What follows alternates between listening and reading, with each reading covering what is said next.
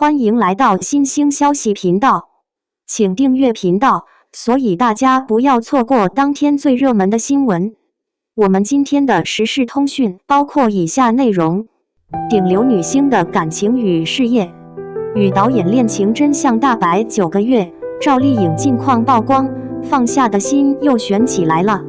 2026年2月，一則關於趙麗穎穩定單身的爆料，給持續近1年的緋聞畫上了句號。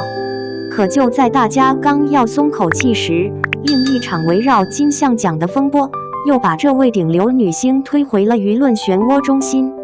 從與導演趙德胤的門卡事件真相大白，到新劇小城大事收視奪冠，再到無緣金像獎提名引發的粉絲大戰，趙麗穎的2026開年仿佛坐上了一輛情緒過山車。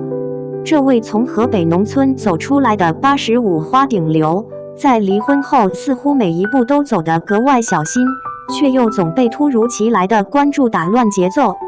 時間倒回2025年5月，狗子鏡頭捕捉到台灣導演趙德胤手持門禁卡，自由出入趙麗穎居住小區的畫面。更引人遐想的是，後續流出的視頻中，趙德胤還帶着一個孩童單獨外出玩耍，兩人互動自然，眼神溫柔。一時間，趙麗穎隱婚同居，導演幫忙帶娃的傳聞席捲全網。趙德胤的背景被迅速扒出，他出生於緬甸，與趙麗穎因合作電影《喬妍的心事》結識。面對全網起哄式的祝福，趙麗穎在社交平台的回應來得又快又剛，她直接留下一句語氣堅決的算你妹，隨後刪除。工作室則一貫以私人行程不便回應冷處理。這場風波在發酵9個月後，迎來了戲劇性的轉折。2026年2月13日晚，知名狗子劉大錘在直播中透露，其團隊長期蹲守，再也沒有拍到趙麗穎與趙德胤的同框畫面。劉大錘明確表示，趙麗穎目前的感情狀態是穩定單身，沒有新戀情，也沒有任何異性親密同框的證據。關於那位消失的導演，實際情況並非人間蒸發。2026年1月，趙德胤在台北正常執導其首部英語電影《美夢 The Exiles》，該片的主演陣容包括好萊塢演員薩姆·沃辛頓和大衛·杜楚尼，而女主角正是與他相戀超過10年、長期合作的伴侶兼搭檔吳可熙。台媒也多次拍到兩人在台北共同工作與生活的日常。當時被拍到的孩童並非趙麗穎的兒子想想，實為趙德胤的侄子。一些所謂上海被拍的時間線也與趙麗穎當時的實際行程對不上。劉大錘在直播中坦言，如今只要趙麗穎出門帶着孩子，他們都會盡量避開拍攝，不打擾孩子的正常生活。這位單親母親曾公開呼籲保護孩子隱私，將家人的安全邊界劃得極為清晰。她的出行路線變得靈活且難以預測，被戲稱為防狗子系統全面升級。然而，舊聞剛告一段落，新的爭議便接踵而至。2026年2月10日，第44屆香港電影金像獎提名名單公布。趙麗穎與楊冪共同參演的電影《醬園弄》懸案中，僅有女主角章子怡獲得最佳女主角提名，而申報了最佳女配角獎的趙麗穎和楊冪雙雙落選。提名名單上的5個名額歸屬了魏詩雅、滕麗明、鮑起靜、惠英紅、鄧濤5位演員。這場落選本身在競爭激烈的獎項評選中並不罕見，但提名公布前就已持續數月的粉絲造勢與爭執，讓結果公布後的輿論場徹底失控。早在提名公布前，楊冪的粉絲便已高調宣稱偶像實至名歸，提前制作了獲獎海報。趙麗穎的粉絲則曬出她此前憑借第20條獲得的百花獎最佳女配角獎杯，強調其獎項實際。雙方從戲份多少、台詞功底吵到演技突破，甚至互相舉報對方的黑歷史帖。有數據指出，趙麗穎和楊冪在《醬園弄》懸案中的戲份合計僅約15分鐘，趙麗穎部分為6分08秒，楊冪部分為7分06秒，兩人同框時間只有2分54秒。這部電影的豆瓣評分僅為5.6分，票房累計約3.75億元，遠未達到預期。提名結果塵埃落定後，這場爭執並未平息，反而演變成一場針對正主的無妄之災。趙麗穎本人全程未對此事發表任何看法，完全是無辜躺槍。爭議的焦點早已偏離電影和表演本身，變成了粉絲群體間為了爭口氣而進行的意氣之爭。這場紛爭鬧得沸沸揚揚，將兩位本就身處輿論中心的85花頂流再次置於聚光燈下炙烤。與此同時，趙麗穎的事業正沿着一條清晰的軌道高速前行。2026年1月10日，她與黃曉明主演的年代劇《小城大事》在央視8套開播。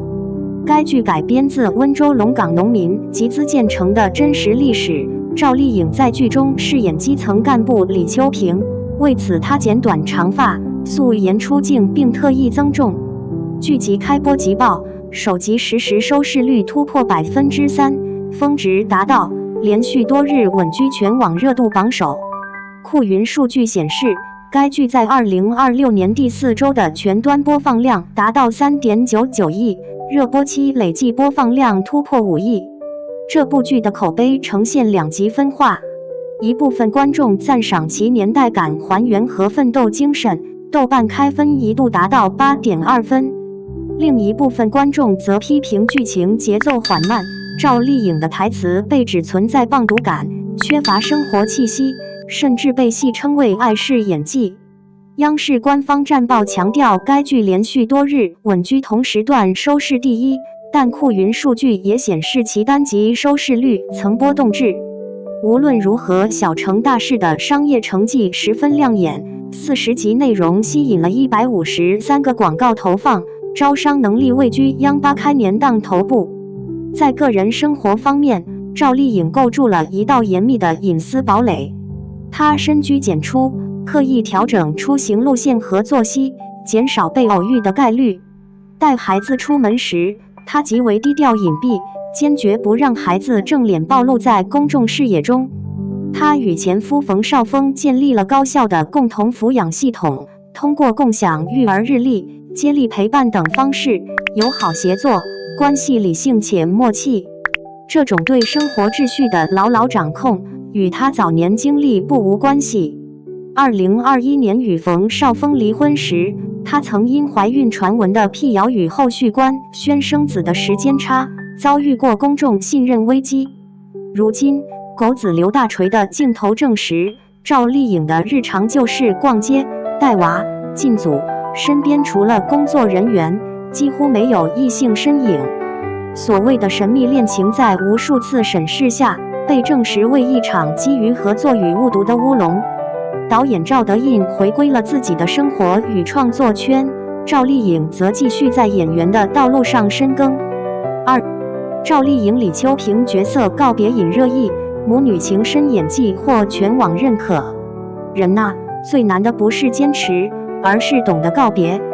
這句話擱哪都扎心，尤其是碰上趙麗穎發那條短短的離別感言，真有種被一錘子敲醒的感覺。你說，有多少劇能讓咱們追到最後還不捨得下線？小城大事裡的李秋平，妥妥就是那種讓人破防的角色。評論區直接炸了鍋，大家留言一個比一個真情實感，看着都想抱頭痛哭一場。說起來，這部戲是真不走尋常路。李秋平在粵海鎮當基層幹部，人設不是紙片人，全靠點滴細節撐起來。啥用地協調、炸山修路、姐妹創業，這些活擱現實裡哪個不是操碎了心？但最絕的不是這些硬菜，而是他身上的煙火氣，既要帶頭扛事兒，還要跟姐妹們掏心窩子說話，那種溫柔和力量攪一起，比啥雞湯都頂用。有場戲我印象賊深，楊奶奶跟他一句：“阿平，別急，都會過去的。”誰看誰破防。這不就是生活嗎？有時候你累到快撐不住，一句貼心話就能把人眼淚逼出來。比起那些浮誇的大場面，我更吃這種生活裡的小溫暖。其實李秋萍根本不是一個人在戰鬥，閨蜜劉丹無條件站她這邊，孫小燕那股沒人唱就自己唱得很近，還有楊奶奶像親人一樣寵着她。這幾個女性角色扎堆兒，一下子織成了張溫暖又結實的網，把觀眾兜得穩穩的。網友一句話總結，這句就是獻給人民的情書，說得太對了。再說趙麗穎本人，這回是真拼命。80年代基層女幹部這個標籤聽着就費勁，她愣是給演活了。齊耳短髮、素顏曬黑還增重10斤，這些都是基本操作。不過，還專門去考了溫州方言證書，全程原聲飆方言。